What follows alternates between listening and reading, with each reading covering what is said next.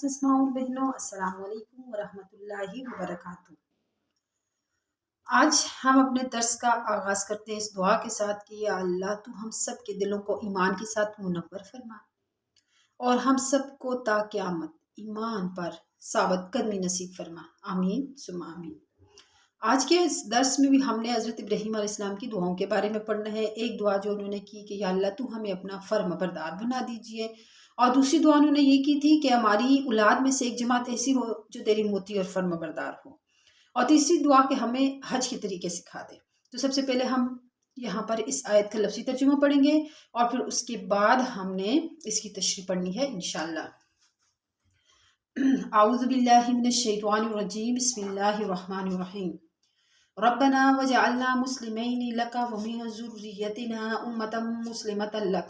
रब्बना, ए हमारे रब, वजअलना, और बना दे हमें, मुस्लिमैन लका, अपना फर्माबरदार, यानी मुस्लिमैन फर्माबरदार, लका अपना, व मिन ज़ुर्रिय्यतिना, और हमारी औलाद में से, उम्मतन एक ऐसी जमात भी हो, मुस्लिमतन लका, जो तेरी मुती और फर्माबरदार हो, जो तेरी इताअत करने वाली हो, व अरिना, और सिखा दे, मनासिकना, हमें हज के तरीके, व तुब अलैना, और हम पर रुजू फरमा, या हमें सिखा दे तू इबादत के तरीके और हम पर रुजू फरमा। इन्ना का बेशक अंत तू अत्तवाब, क्या है, तौबा कबूल करने वाला, अर्रहीम, और बड़ा ही मेहरबान है। यहाँ पर रब्बना वजअलना मुस्लिमैन लका, ये यहाँ से यहाँ तक। अब कहते हैं ये दुआ भी उसी मार्फत का नतीजा है जो हज़रत खलीलुल्लाह को हासिल थी कि इताअत और फर्माबरदारी के बेमिसाल कारनामे बजा लाने के बाद भी वो ये दुआ करते थे कि हम दोनों को अपना फर्माबरदार बना लीजिए। वजह यह है ना कि जितनी किसी को हक ताला की मार्फत बढ़ती है, इतना ही उसका ये एहसास बढ़ता जाता है कि हम वफादारी का हक और फर्माबरदारी का हक पूरी तरह अदा नहीं कर रहे। इसलिए इतना बड़ा काम करने के बावजूद उन्हें लग रहा था कि हम अल्लाह के साथ जो हमारा रिश्ता है, जो हमारा हक है, जो वफादारी के, तो वो हम पूरा नहीं निभा रहे, जो फर्माबरदारी का हक है वो भी हम पूरा नहीं कर रहे। तो इसलिए उन्होंने कहा कि या अल्लाह तो हमें अपना और भी मोती और फर्माबरदार बना, और फिर उसके बाद वो मिन ज़ुर्रियतिना, और हमारी औलाद में से भी, यानी इस दुआ में भी अपनी औलाद को शरीक फरमाया। इससे मालूम हुआ कि अल्लाह वाले जो अल्लाह की राह में अपनी जान और अपनी औलाद की कुर्बानी पेश करते हैं, वो यानी एक तो अल्लाह की राह में अपनी जान, माल और औलाद की कुर्बानी पेश करने से दरेग नहीं करते।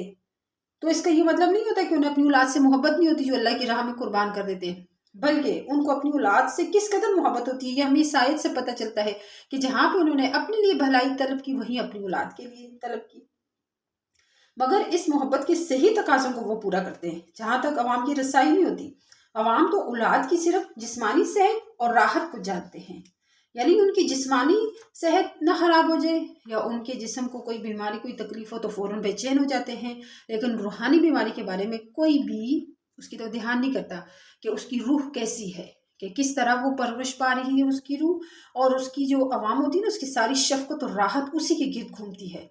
यानी सिर्फ दुनियावी राहत और दुनियावी खुशहाली के गिर्द घूमती है। मगर अल्लाह के मकबूल बंदे जिस्मानी से ज़्यादा रूहानी और दुनियावी से ज़्यादा उखरवी राहत की फ़िक्र करते हैं। इसीलिए तो उन्होंने दुआ फरमाई कि मेरी औलाद में एक जमात को पूरा फर्माबरदार बना दीजिए।